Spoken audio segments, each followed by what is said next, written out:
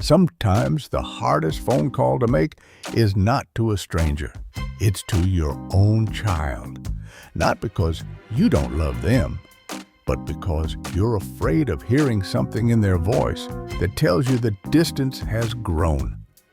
So many parents wait months, sometimes years, before trying to reconnect. But relationships rarely repair themselves through silence. They begin to heal the moment someone takes a gentle first step. And today, we're going to talk about 5 small ways that step can begin. If reaching out to your own child sometimes feels difficult, you're not alone. For many parents, the hesitation doesn't come from a lack of love. It comes from fear, not loud, dramatic fear, but quiet questions that appear the moment your hand touches the phone. What if they're busy?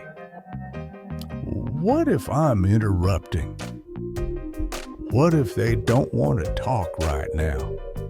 And beneath those questions, there is often something even more tender, the fear of rejection. Not necessarily rejection in a harsh sense, but a small signal that your presence might feel inconvenient. A distracted voice on the other end of the phone, a message that goes unanswered, a conversation that ends quickly. Moments like that can stay with us longer than we expect, because when the relationship is with your child, the emotional stakes are naturally higher. You remember when they were young. They ran to you with every problem, every story, every scraped knee.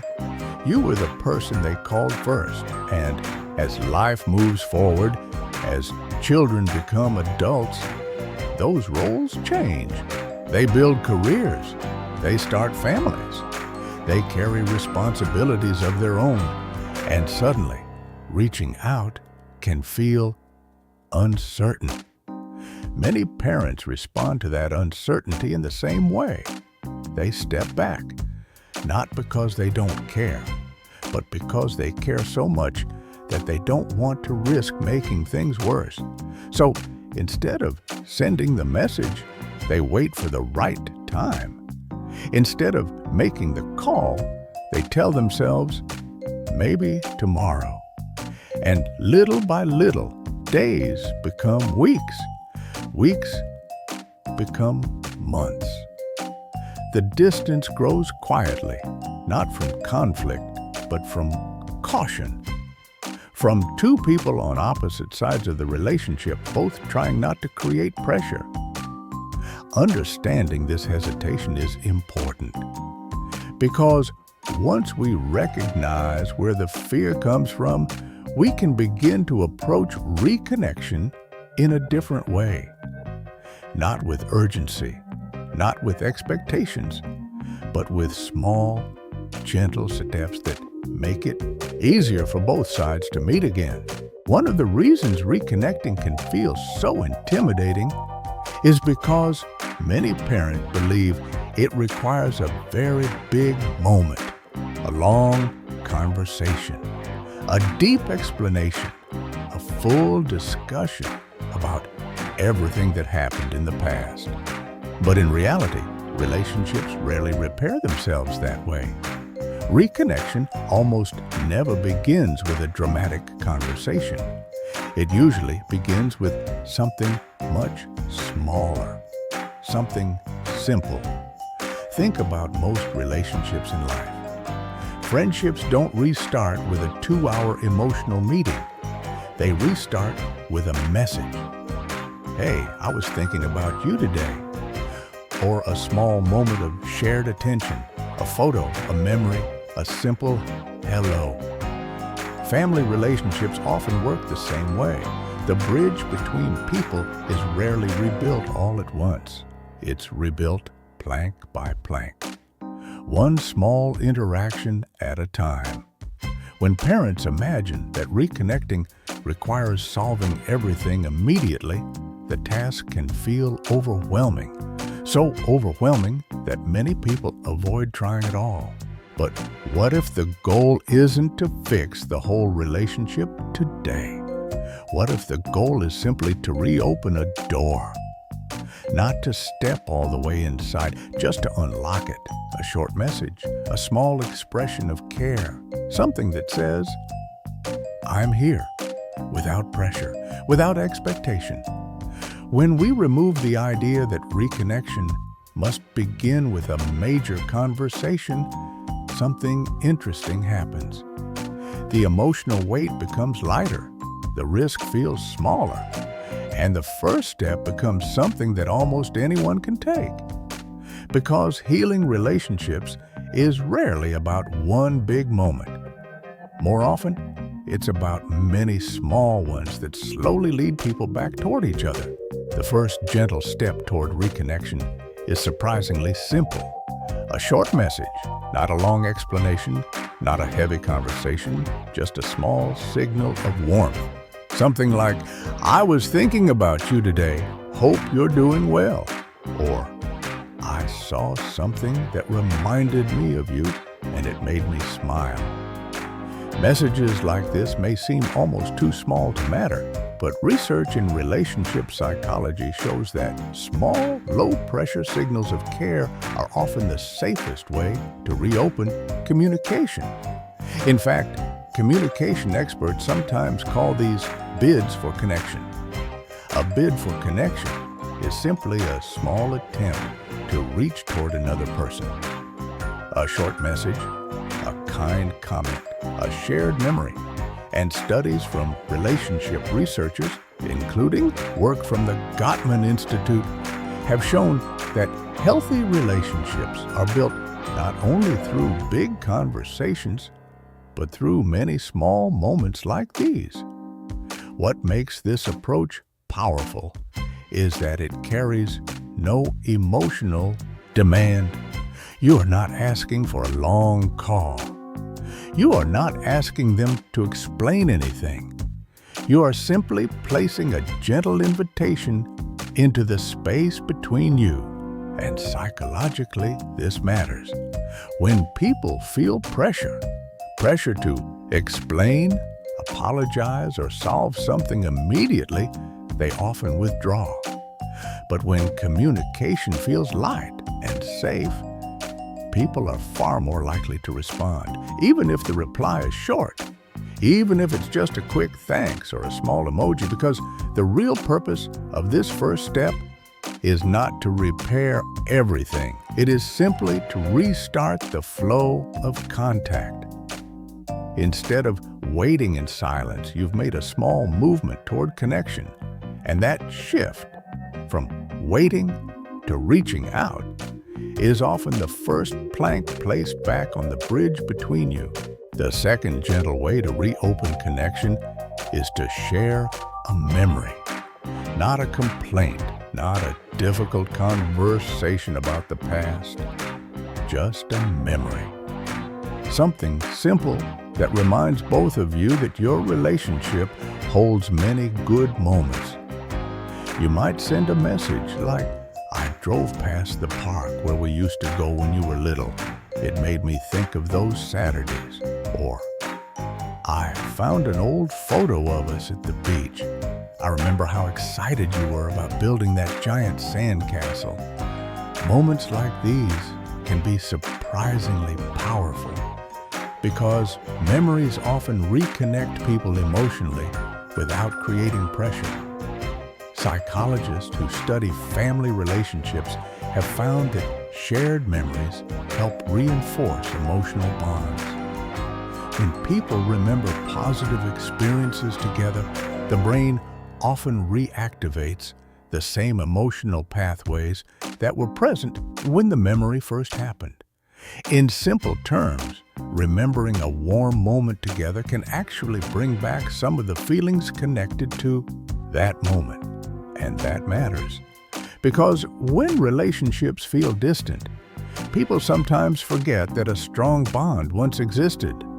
A shared memory quietly reminds both people there is history here, there is warmth here, there is something worth reconnecting to. Another reason this approach works is that memories are safe topics. They don't demand explanations. They don't reopen conflicts. They simply invite a small moment of shared reflection. And often when someone receives a message like that, their response comes naturally. They might reply with their own memory, or a short comment, or even just, "I remember that." But even those small responses can gently reopen emotional space between you. Because reconnection rarely begins with solving the past. More often, it begins with remembering that there was once something good between you. And that goodness may still be there, waiting quietly beneath the surface. The third gentle step is something many people overlook: writing. Sometimes the words we want to say are difficult to express in a phone call. Emotions rise quickly. Silences can feel uncomfortable, and both people may worry about saying the wrong thing. But writing creates a different kind of space. A letter, an email, even a longer message. These allow you to express thoughts slowly, carefully, and without interruption. Psychologists often note that writing can help people organize their emotions more clearly. When we write, the brain has time to reflect, to choose words with intention, to soften phrases that might otherwise sound harsh. And for the person receiving the message, written words offer something important as well. Time to read, time to think, time to respond when they feel ready. There is no immediate pressure, no expectation to react instantly, and that can make honest communication feel safer. If you decide to write, it does not have to be long. In fact, simple is often best. You might say something like, "I have been thinking about you lately, and I wanted to reach out. Our relationship matters to me." Or perhaps, "There are things I wish I'd said differently in the past. I hope we can slowly reconnect."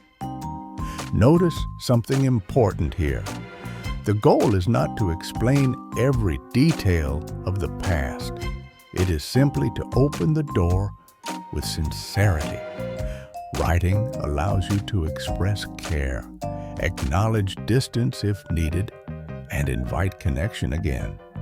And sometimes, a thoughtful letter can reach places in the heart that a rushed phone conversation never could.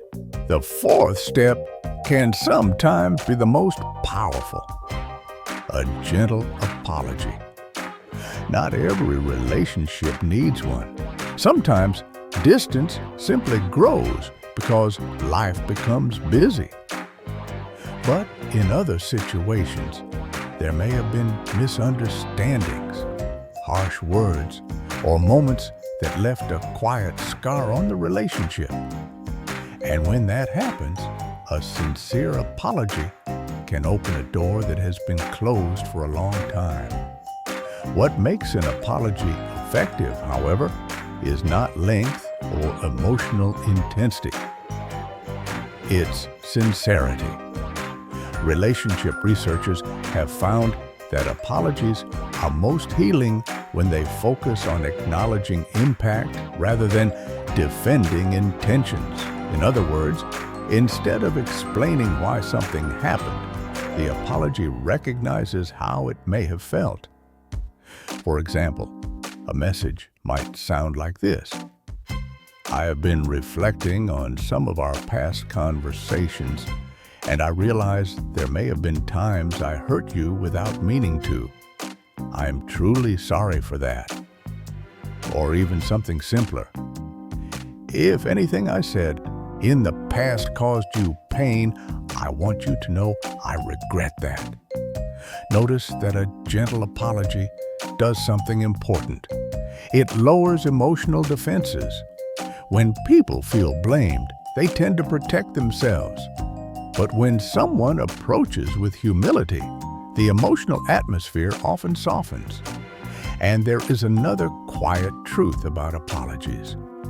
They are not only gifts for the person receiving them, they can also be freeing for the person offering them, because letting go of the need to be completely right creates space for something more valuable, understanding, and sometimes a simple moment of humility can begin the process of healing a relationship that once felt impossible to repair.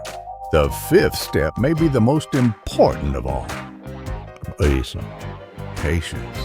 When relationships have been quiet or distant for a long time, it is natural to hope that one message or one conversation will suddenly bring everything back to the way it used to be.